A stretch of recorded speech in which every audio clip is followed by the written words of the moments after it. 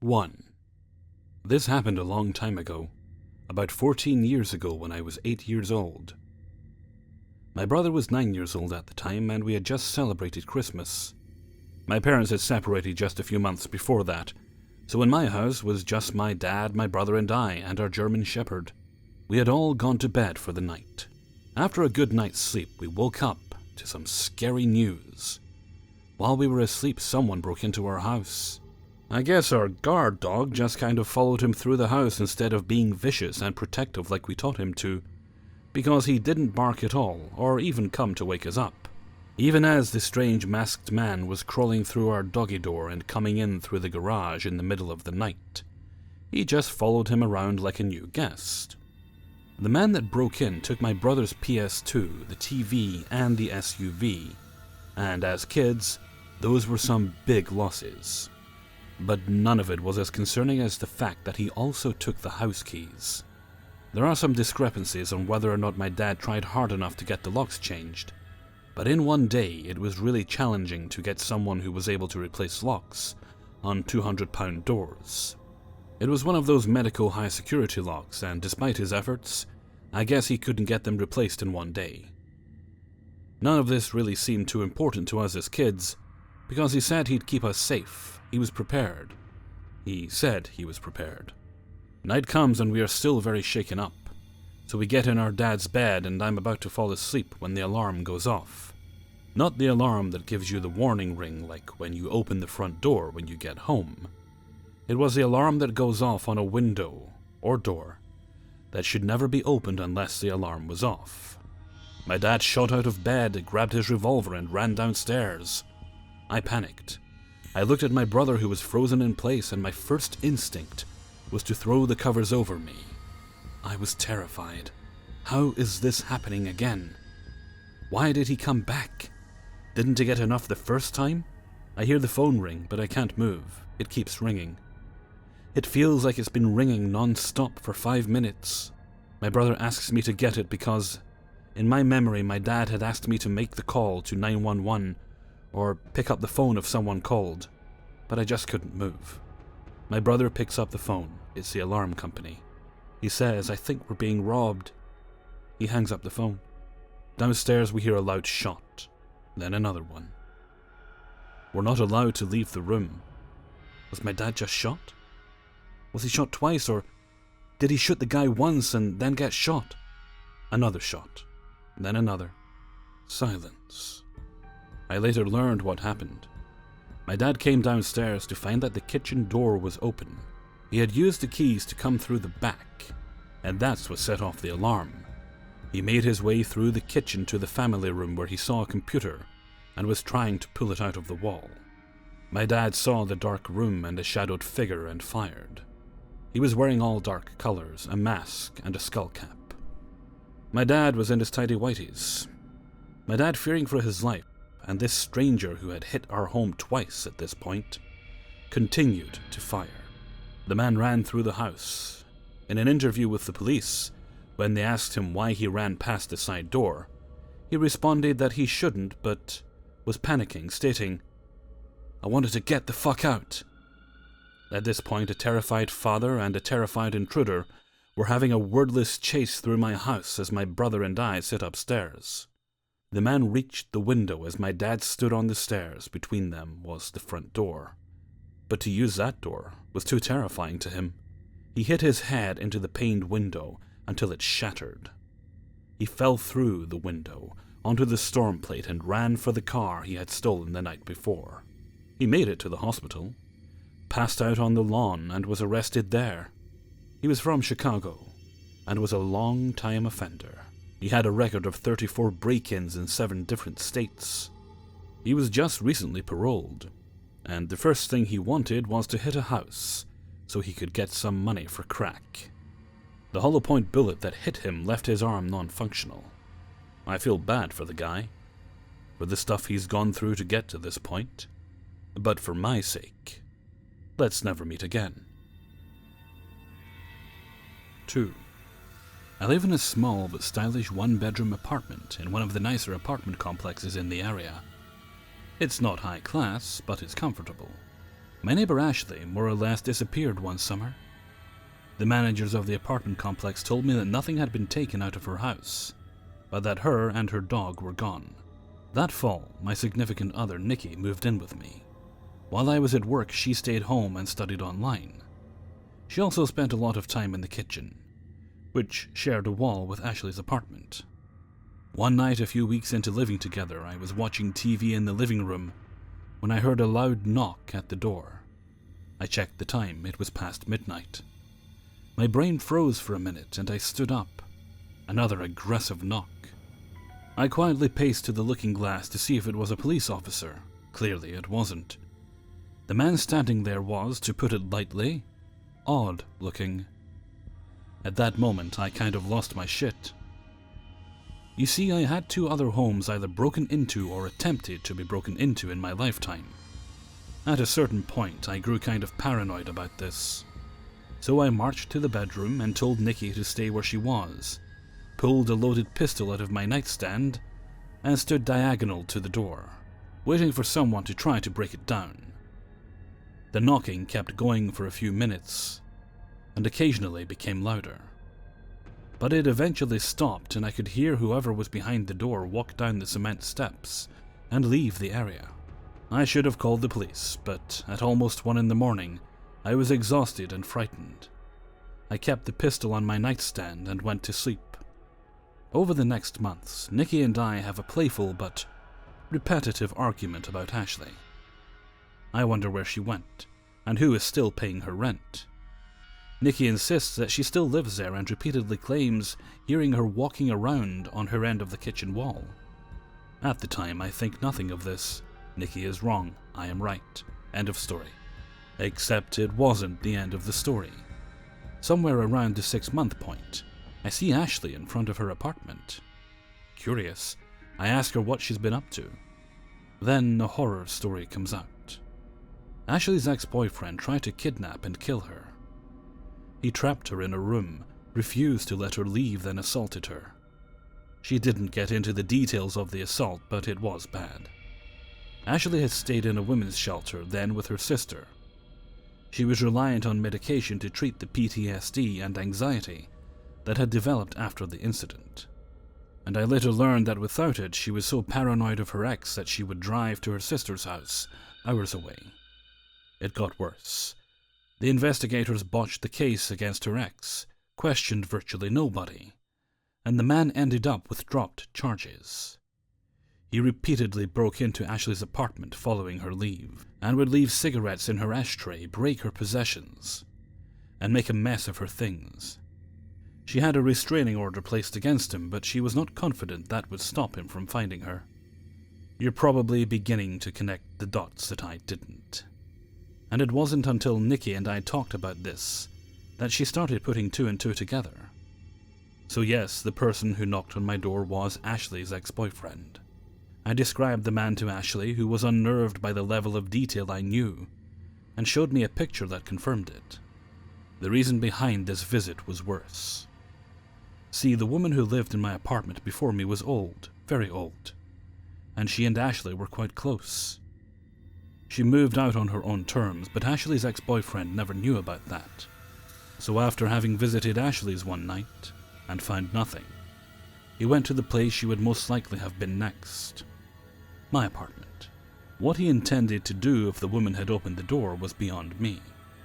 Also, Nikki was spot on about there having been someone in Ashley's apartment while she was gone.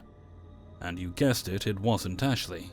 He was repeatedly breaking into the apartment and spending time there, especially in the kitchen where her ashtray was. Nowadays, Ashley has disappeared. Again, I have tried to get in touch with her, but gotten no response. I hope she's okay, but fear the worst. Her things are still in her apartment. Me? I sleep with a pistol on my nightstand. So to my neighbor's psychotic ex-boyfriend, let's not meet. 3. Let me start by saying that at the time this began, about 3 months ago, my wife and I, along with our 3 children, had been living in this apartment for about 3 months. We're very quiet people, just a lesbian couple with some kiddos, And because we live in the Bible Belt, people tend to give us sort of a wide berth. Both my wife and I tend to also give off a do not fuck with us vibe due to past experiences. Most of the time, people don't. So we've been living in a nice townhouse apartment in a nice, quiet area of our city, which itself is smallish, minding our own business and going about our lives. I usually got home about 7 to 8 p.m. at this point, and my wife and I would spend time together with our two youngest kids, teenagers, until their 9:30 p.m. bedtime. At about 10:30 p.m., my wife would leave the apartment to go and get our oldest son from work, and I would settle in bed myself as I got up early for work.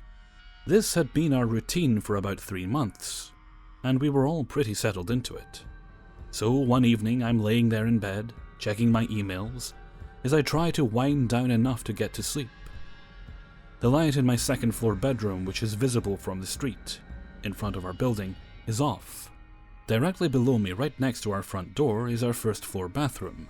Weird design, but whatever. Where the light is off.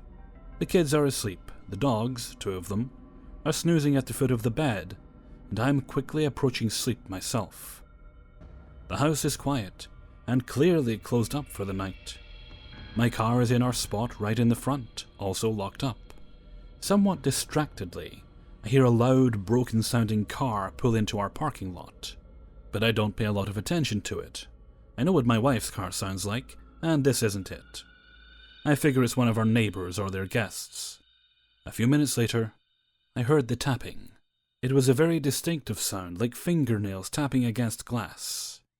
Immediately, I felt a chill go up my spine. It's the middle of the night. Why would someone be tapping on a window at this time? I laid quiet for a moment, waiting for someone to look out their door and go, "Dude, wrong house," or something. But that didn't happen. Instead, the tapping continued. It would go on for a few minutes, stop for a minute or two, then resume. It was directly below the bathroom, and I could hear it very clearly. Someone was tapping on our bathroom window. Here's where I was stupid.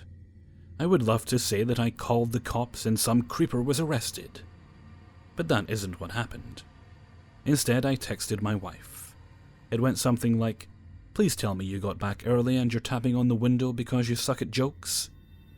She texted me back immediately with something like, no, I'm on my way now." At this point, I'm seriously creeped out. I flipped on the bedroom light, hoping that it would scare the tapper off, but no dice. The tapping continued. Finally, I stepped out of bed, grabbed a baseball bat from our closet, and crept down the stairs. Again, I don't know why I called the cops. I remember being worried about scaring the kids or overreacting. I didn't want one of the city cops that I work with laughing at me because there was a squirrel at my window or something. So I was handling this myself.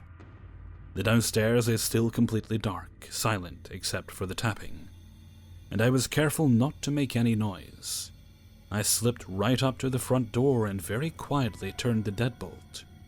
It wasn't locked previously, because I knew my wife would be coming back and didn't want to inconvenience her. After this, I peeped through our blinds. Nothing. No one was on the porch. Confused and still freaked out, I went back upstairs. As soon as I turned out the light, the tapping started again. This time I flipped a little. I turned the light back on and called my wife, sort of panicked, still listening to this steady tapping from the window downstairs. She has a cooler head than I do, and told me she was hanging up to call the police. For the 20 or so minutes that it took her to get home, I was huddled on the bed, clutching my dachshund, useless beast that she is, clearly, and listening to this tapping. It stopped 5 or 6 minutes before she arrived, and I heard the sound of that very loud, broken-sounding car again. The police arrived a minute or so after my wife and took a report. The cop, who I knew, chastened me thoroughly for not calling them first right when it started. My wife did the same. They definitely didn't think I was overreacting, and there was evidence that someone had been there. The dirt in our garden was disturbed. Some plants were crushed, and the bench that usually sits in front of our window had been moved out away from the front of the house. I was embarrassed, but relieved. The cops said they would make sure there was a patrol in the area to keep an eye on things. For the next several nights, there was a police car rolling down my street right about the time my wife left to pick up our son, and then coming back about 15-minute intervals from then on out. Problem solved, right? Not so much. About 2 weeks later, after the patrols had ceased, I was laying in bed on my way to falling asleep. It's about 10:45 again. I know my wife won't be home until 11:30 at least, just because of my kids' work schedule and the drive home. Just as I'm about to fall asleep, I hear the same tapping. This time I sat bolt upright in bed, listened for a second to make sure I wasn't creeping myself out, and called the cops. They arrived about 15 minutes later. The tapping stopped about 5 minutes previous. Again, there were signs that someone had been in front of our house. Again, they took a report and began patrols again. I was freaked out, but tried not to be too worried. Our neighborhood was good, a nice, quiet place to live. We talked to several of our neighbors, we live in a row of townhouses, and all agreed to keep an eye out for one another. After about 3 weeks, I figured the problem was resolved. There had been no more instances of window tapping or any other creepy activity around the apartment. It seemed like it had just been a weird, distressing prank, and that whoever it was over it. We were still making sure we were cautious, keeping our deadbolt locked, walking the dogs at night together instead of alone, checking to make sure the cars were locked. But there was no reason to continue to really worry about it. So that night, about 3 weeks later, I was working late. I had a lot of paperwork to do, and I just wanted to knock it out. So at about 9 p.m. I was still there. Everyone else in my building was gone. It had been for the better part of an hour. It was just me. That was totally fine by me. I had locked myself in, set the security alarm, and turned off the unnecessary lights in the office. I wasn't worried, as I had done this many times before with no problems. I felt completely safe. I was also about 40 minutes from home. That was the length of my daily commute at the time. I'm not sure what time it was exactly. Somewhere between 9 p.m. and 10 p.m. I'm hanging out in my office, tapping away on my computer, my back to the floor-to-ceiling windows behind me. They don't open and have blinds as well as curtains, but you can see the windows themselves from our front parking lot. At that point, I hardly noticed the windows. I had decorated them when I set up my office, put down the blinds, and promptly forgot about them. At least until I heard the tapping. It was the same sound. Fingernails against glass. And this time it was directly behind me. Needless to say, I flipped a little. I almost turned over my desk chair getting out of the office and called the police from one of the interior offices, with no windows. The entire time I'm waiting, which was about 10 minutes, I'm hearing this tapping.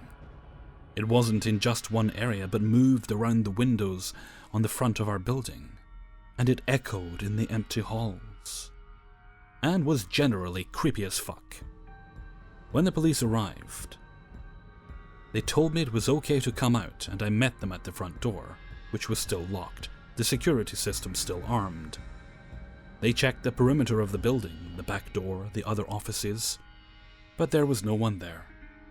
Just disturbed plants and dirt in the garden that runs along our building's front, and smudges on the glass. They waited while I locked back up, walked me to my car, and then followed me out of the parking lot, and until I hit the interstate. After that, everything seemed to stop. There have been no more instances of window tapping, either at home or at my office. Last week, for unrelated reasons, we moved to a new house much closer to my work, and in another city entirely.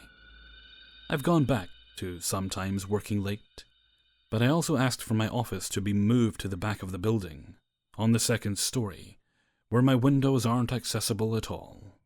So far, everything is quiet, and I'm hoping it stays that way. Window tapper, whoever you are, let's not meet again. Edit. Thoughts on this person's identity. Honestly, at that point my routine was very easy to watch. If my car wasn't at home, then I was at work, where I parked right in the front lot. It's very obvious how many people were there at any given time, just from the cars in the lot. Hopefully it was just a not funny prank that went too far. We actually sat down one evening in the middle of this and made a list of possible candidates from our lives. But it was short. No one we know really drives an old junky car, and we haven't recently caught a lot of hate from strangers even. Honestly, I'm sort of hoping it was an enamored and creepy as fuck client, or just a random creeper. But we're staying cautious all the way around, and I'm definitely carrying a stun gun. Hey everybody, Hellfreezer here, and thank you very much for listening to 3 True Scary Stories, episode 292. Oh, it's been years I've been doing this now. Let me think, what date is it right now? By the time you guys get this will be the 21st. Yeah, it's almost 2 years I've been doing this professionally, and around about November I'll have been doing it just in general. I've been doing it total 3 years come November. Ooh, getting there. Okay, just a weekly reminder, I have the Q&A. If you have any questions for the Q&A for the 300th episode, just pop them in the old comment section below. I've been lazy. I haven't capped too many of them yet, but I will go through them all and cap all the ones I find. Okay, with that, I'm going to head off for now. So until next time, thank you very much for listening, and take very good care of yourselves.